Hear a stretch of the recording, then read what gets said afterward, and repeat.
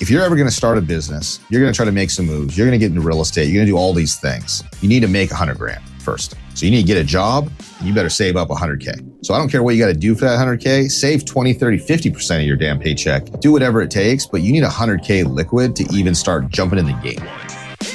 Welcome to Inside the Hive with Kyle and Brandon. Join us as we explore business, real estate, current events, and personal growth. We dive into the latest trends, offer valuable insight, and share stories. Thanks for tuning in. Sit back, relax, and enjoy the show. Okay, welcome back to another episode of Inside the Hive with Kyle and Brandon.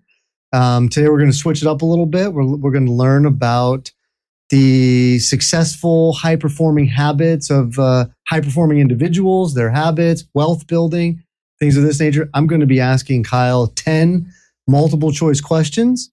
See if he is as smart as he thinks he is. I never claimed, by the way, just so we know that, I never claimed to be super smart and knowledgeable about any of this. I consider you a high-performing individual. Oh, so I appreciate that. See if I have any of these habits. If your habits align with the rest of them. Or I'm just winging it. Just fake it till you make it type of thing. We'll see. There is a lot of truth to that, too. Okay, I'm excited. Fake it till you become it. There you go. I read some book about that. Yeah. Okay, we're going to dive right into it. Are you ready, Kyle? All right, let's go. Let's do it. Okay. What time do most successful CEOs wake up? Okay. I'm just going to give you the options. We have some options? Yeah, 5 I can just guess this one. 6 a.m., 7 a.m., 8 a.m., etc. Well, you and I sitting right here, I know what time I wake up and what time you wake up. And I'm just trying to think of what's the average. I don't think every CEO wakes up as early as you do. You're a 4:30 guy. I think it's 6 a.m. Not 5. Is it 5? They're saying 5. They said the majority of successful CEOs wake up around 5 a.m. to get a head start on their day. Jeez. I always thought that was a little bit of like propaganda or something that everybody's like, every CEO wakes up at 5. I know you're like 4:30 or something like that. About that 5 mark. Yeah, about that 5 mark. And I am more of, my alarm goes off at 6:15. Okay. So that's good to know. Good to know. I just read an article this morning talking about this. It was like some guy's like, I'm going to try this out. Yeah. Because a lot of people, I don't know, there's a lot of movie stars talking about it and he didn't seem very impressed. He's like, there's no coffee available at the store. Nobody's up. I think I saw that too. Mark Wahlberg's, what is he doing? Like 3 o'clock in the morning or something like that? Yeah. I mean, that's wild. Yeah, that's a little much. I mean, you got to be going to bed at like 6 p.m. Yeah. And the sun's still out. Yeah. And so that's a little much. But 5, 4 or 5. That's 5 is good. I mean, I don't have anything against it. Yeah. But right? I just, usually it's around that 6:15 mark is where I'm getting. That's good too. There's like a peacefulness, a tranquility about that early morning. Those nobody's up. You can feel like, hear traffic going and all the energy moving around. So there is some, if you can do it, it's kind of cool, but it's not like this is like a 7-day-a-week thing for me. It's like, I might have to try it now. I might have to slowly start stepping it back and see. Yeah. All right. Okay. Well, good try on that Next one. I don't think I need the multiple choice either. Okay. Let's try it. What is a common daily habit among high-performing individuals? Well, shit. Now it's like you want to have the multiple choice, but no, it's okay. Highly performing habit of individuals, high performing individuals, a daily habit. I think would be writing down a to-do list. That would be like I would think a to-do list every day if I'm going to knock out 3 things, 4 things of big things. Or if it wasn't that for some reason, I think a lot of them work out. I think a lot of people just work out, gym, or walk, or run some sort of exercise. Yeah. Those are my 2. Exercise. Yeah. So these are more like personal, but I agree. The to-do is important, but this is more, thinking like they exercise. Common daily habit in this survey among high performers was exercise regularly. Yeah, I can see that. Exercise, almost the byproduct of exercise to me is like losing weight or getting in shape. It clears your mind. Yeah, big time. So, it's just as much mental as it is physical. Yeah. I completely agree with that. So yeah, okay. Okay, I like it. Okay. what percentage of millionaires invest in their personal education through courses, seminars, or reading? What percentage? The percentage? I would say it's almost like 90%. I think it's like in the high, like 90s, because everybody I know that's successful, and I would say successful, I don't know, making $1 million a year or something like that. I mean, they're always improving. They're always reading books, always doing personal growth is almost attached to success. So I would say like 90%. You're close. This is a little lower, 80%. 80%. But a significant percentage of millionaire high-performing individuals invest in their personal education through various. Oh, if you're not growing, you're dying. It is like, that is a commonality between anybody that's successthess. And if they don't do that, if they're not trying to personally grow, they must either have so much money that they're past that. They're just like, I'm just having fun now. I don't even care. Like, that's got to be a rare. Yeah. Or they inherit or something weird, because that's just like, yeah. It's interesting. Yeah, but that is just as much a part of it. Okay. Next. Okay. How much time do successful individuals typically spend on self-improvement activities daily? Self-improvement activities daily. I would equate those to your exercise, your reading, catch up with the news. I'm not sure if family time is considered in there, but I would say self-improvement per day around 2.5 to 3 hours. That's kind of like, that's what I would think. Yeah. They're saying a little less, 1 hour. 1 hour. But I think maybe it is, I don't know what they're defining self-improvement as. Yeah. I would take family out of it probably based on 1 hour. Yeah. Exercise and reading, just even catching up in the morning is 2 hours. Seems self-improvement, but maybe that's not what they're talking about. Maybe that's just the reading or that personal growth thing. So they spend an hour a day reading. That's pretty good. Oh, maybe they don't consider like exercising or self-care. That was just like a habit that already, So personal growth and self-care may be two different categories. Yeah, the way they're defining it, you never know. But self-improvement. Self-improvement. I'm thinking of like my entire self. Yeah. Yeah. So, okay. Yeah. So kind of like educational, maybe courses, things. You spend an hour a day. That's pretty good. But even just, a course, educational, reading, stuff like that, an hour a day, that's makes a big difference. Oh, yeah. That adds up really quick, right? That adds up really quick. I started thinking to myself about that a lot. Like if I just even was a half hour a day diligent, because I'll do an hour or two, but then not do it for a few days. I was just diligent about just reading or taking like courses that we're working on, hour a day, 5 hours a week all of a sudden. Next thing, 10 hours in a couple of weeks. Or 7 hours a week. I mean, it adds up quick. So. Oh, for sure. I've been doing this 13 years with you now, and I'm currently enrolled in a ULI course on underwriting in retail, value-add real estate, just to sharpen skills. Yeah. And currently reading Gary Rappaport's book on investing in retail, which is a freaking textbook. Yeah. It's probably takes you 2 years to read that thing. Trying to chip away at that. So it's, I mean, that's right there. I've been doing this a while, still doing it. Yeah. I'm going to take some notes here too, because I need to write some of this down. Okay. Next question. Which of the following is a common investment habit of wealthy individuals? This might maybe I need some multiple choice for this one. A common investment habit putting all money in a single stock. No. Sometimes it can work. Okay.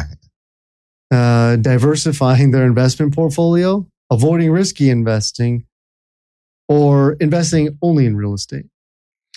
So this is something where I think I actually might disagree with where I'd like to see the data of where they got these stats from, because I've been around some wealthy individuals before, and there's a difference between what the average person does to get certain money, and then what some people do to get some crazy wealth.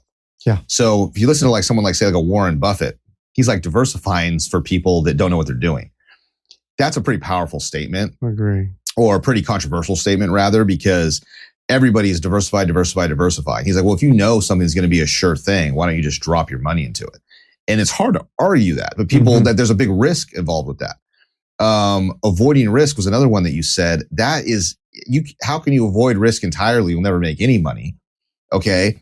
I've known individuals that are worth hundreds of millions of dollars, and the only thing they ever invested in is real estate. Yeah. I mean, we could probably name some guys people know their names, like Grant Cardone or something. That guy's running a $4 billion portfolio. He doesn't even believe in the stock market. Mm-hmm. So I think there's a lot of different answers to this question. I think the textbook answer of what they're going to say is diversify. Mm-hmm. But I'm not sure that I necessarily agree with the stats. I'd like to see the data behind that, because I've seen people drop money in Bitcoin. I've seen people put it in NVIDIA. I've seen people invest in Apple early, all these different things, and made significant wealth. Yeah. So I don't know. I'm going to agree with you. I feel like maybe this is after you've made your money. Maybe then you diversify or something. But I do know people that are extremely wealthy from going all in on one sector or one type of stock or whatever that is. So exactly. And I agree with that. And diversifying is almost like a 401k. Like I know this is another controversial topic, but I hate 401ks. I think that is just a ripoff. I think it's a scam. I mean, 401ks are horrible. You are locking your money in for years and years till you're 55 and a half years old, can't touch it, can't do this, huge tax penalties, huge. You could just take the exact same group of stocks that 401k is investing in and just do it on the side without the 401k. And that's it. Penalties if you need it. Yeah. I mean, if your company's matching it, I guess you can kind of see it mentally, maybe put in something, but just, you're not liquid. If you're not liquid, you can't do it. You can't take advantage of situations. Mm-hmm. So I agree. Probably a much deeper topic to dive down. Yeah. I think this survey that I got is very kind of averaged out, a little generic. So I think we could dive into this because I think the next question is the same. So what is a typical saving rate among high net worth individuals? Probably like 30%. But it's something like 25 to 30% of what they say to save. And they had to break down your rent should only be a certain percentage, your food, your entertainment, this, and they break it down. And they say that you're supposed to save, I believe it was like 20%, but if you wanted to, up to 30. So I think it's 20%. So I'll go with 20% of what you're supposed to be saving out of your every paycheck.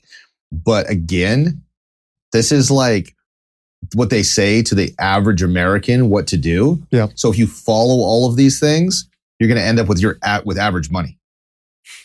So I just thought that was the funniest thing ever. It's like, what does everybody do? Well, everybody does this. Okay, I'm going to do it too. So you're going to be like everybody else. These are rules of thumb. The rules of thumb are bullshit. Yeah. Like, I think. Because my grandfather would say this too, where, basically save 20% and spend the rest. Yeah. What actually is the number? 20. 20? Yeah. So everybody's been taught that. Yeah. I think throw that. His philosophy was spend money because it puts it back into the economy too. Like make investments, spend your money, buy things because that's what keeps everything moving. Everyone's saving their money all day. Yeah. Here's a little caveat to that I do want to touch on. If you're ever going to start a business, you're going to try to make some moves. You're going to get into real estate. You're going to do all these things. You need to make $100,000 first. So you need to get a job and you better save up $100K. So I don't care what you got to do for that $100K. Save 20, 30, 50% of your damn paycheck. Do whatever it takes, but you need $100K liquid to even start jumping in the game. So if that's just from experience. Well, maybe you got to facts. bump that up to 50%. Maybe you're living you do a house hack or something. You're living with 3 buddies. You're doing whatever it takes, but you need $100K.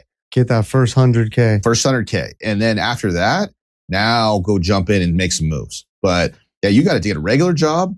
You got to save until you get to that point. And then, but anybody can get there.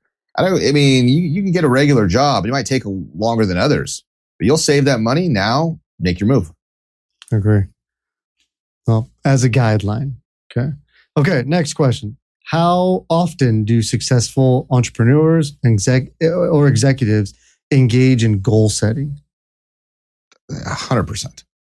If it's less than that, I'd be shocked. Oh, how often? How often? Like it's annually, quarterly, monthly, weekly. Oh, daily. Let's just look at us. We have an annual meeting. We have a quarterly meeting. We have a monthly meeting of everything. We do a weekly traction meeting for our operations. And every single day we have different softwares that tell us what to do and if we're on track. So we're doing it. We're taking our 10-year goal. That's how far out we go. We have a 5-year goal, a 3-year goal, a 1-year goal, a quarterly goal, a monthly things we do. We check in weekly and we have daily tasks. So that's like every day. I would say, how often do they check in? It's quarter by quarter, but to the milestones is like every day, every week. So this is engage in goal setting. Engage in goal setting quarterly, weekly. Okay. So which we actually are on that. We revisit them weekly. That's what our During traction meeting. We actually do revisit the goals, and you can adjust them. Yeah. Which we do have to do that, right? Yeah. So we do follow the EOS, the Entrepreneurial Operating System, the books Traction, Rocket Fuel, all that stuff. And we do have a meeting every week. We have our level 10 meeting, and which is, did we accomplish the goals we were supposed to? And the next one. Yeah. I think I was thinking like when we have our big quarterly. That's a big one. But we actually do revisit them on a weekly basis. But you're right, we do. And we're like, that one's like didn't make sense for some reason. Like we're not even doing that anymore. Yeah. That's how quickly things change, right? So yeah, for sure. So weekly. Goal setting weekly. Set your goals. Well, set big ones, but revisit them. I'm also a fan of SMART goals. That's a big thing too.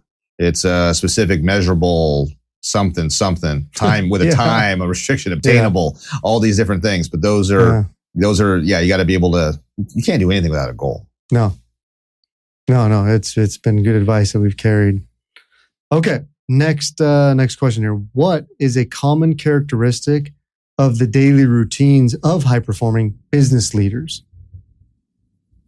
Might need some multiple choice on this one. That's a pretty broad question. It's an interesting answer. Common characteristics of daily routine. A common characteristic of like their daily routine. Well, I think that their daily routine is a routine. It's the same almost every single day. That's like the point of a routine. People get better. Okay. So I'm not sure what it's exactly asking, but having a routine in general just makes you more productive. Definitely. So this would be whatever this survey was. It seems to be what a common characteristic that was a thread through this. Long lunch breaks, consistent meditation or mindfulness practice, random work hours, frequently changing routines. Probably the meditation.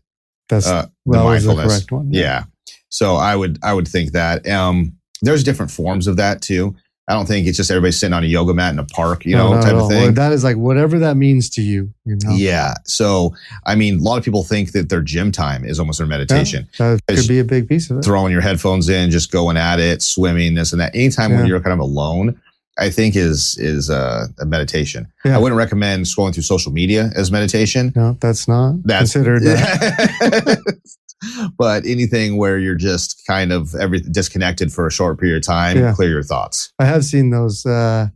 It's kind of contradicting to what you think, but like you think of being active as not meditative, but supposedly working out, running, walking. Yeah. These things are kind of you get the same reaction from them, like spur thoughts or relax from it, whatever that is. So that seems to be kind of correlate to what they're talking about with working out and exercising and things. And this could be part of that too. So for sure.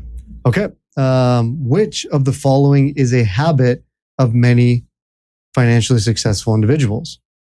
Got some random questions here. We have avoiding all forms of debt, using debt strategically to invest, never use credit cards, spending more than they earn. Using debt strategically. So I'm guessing that's the right answer or? Yes. Yeah. So using debt strategically is an important thing to get ahead because you're leveraging somebody else's money. This seems like a theme, like a whole other deep dive topic. It does. That we talked about in a previous episode of this where you were asking me questions and we talked about how these startups, fund and not using debt properly, using their life savings, which is like could be their lifeline if things don't work out. Like might as well OPM use other people's money or the bank's money or 100%. And it should be another topic probably, but I can think of multiple times just sitting here talking to you right now. We had clients that used their personal savings instead of debt, and there was loans available. They could have used their stocks or equity in their house, their savings, and leveraged against that to take a loan out. And they didn't, and their business didn't work out. I mean, the fact that they were over that like first initial $100,000, I mean, had multiple, few $100,000 kind of liquid. Yeah. It's like, kind of keep that, or maybe you need a little bit of that as kind of a a commitment to it, but there's options out there for exactly. it, so. And you want to be cash flow positive from early on. So if you know your debt service is a couple grand a month, you're bringing in this much money, you have a goal, you know what spread. It's a better model, but it goes with anything. I know there's some popular people that have podcasts and shows that say don't ever use debt, but I'm the complete opposite. I think properly using leverage can, just like what it sounds like, leverage you into more wealth, to more profit. So exactly, it's very important to learn how to do that. Learn how to do that properly. Okay, I didn't like the last question here. I'll ask it anyways. But okay. But what percentage of their income do millionaires typically donate to charity? 5%. 10%. 10%. Like a tithing, like the church. Everybody's doing that. Yeah, I don't know if that's. Not sure who did this survey. Yeah, I think I don't know. The survey could be a little off. But I think that is important. I do. I think there's some tax breaks with it. I'll give you that. Yeah, I think it's good to give back. Yeah. Find a good charity. We worked with a charity one time. They weren't so good. They a lot of charities. When you're a 501c, that's the designation for a charity instead of like an LLC, S corp, so forth. Yeah. I was thinking what's your thing? Yeah, who's the example? But yes. But a lot of charities donate just a fraction of their revenue, of their proceeds, to the actual charity, and the rest goes to executive salaries. It goes to expansion. It goes to funding or paying off other private companies and things like that. So there's some. You got to be careful. I forgot who was like one of the best charities ever, but it was maybe the Red Cross or something like that. Yeah, I think I did some research. There's definitely a site out there that you can see all. They have to report like what does their kind of CEO get paid and how much money goes back into the charity. And there was some that they were doing better, where these other ones were kind of quasi for profit, nonprofit. Exactly. You got to be careful. But charities I do think it's important. I think it's important. Charities are great. Pick the right charity. And then make sure it's not. I'm gonna find that site where because we did some research on this one time. Actually, we should probably post it when we post this. Post the site to be able to donate to the proper charities. About what that is, because there's some awesome ones. So well, that sums up the top 10 questions of high performing individuals. So hopefully, we took a little something out of that. Kyle, you did pretty good. That was fun. Intuitively, could think of how they operate or how we operate. Some new habits to adopt. That's exactly. Sure. And I took some notes on that too. Yeah. So. Awesome. Thank you so much. Thank you.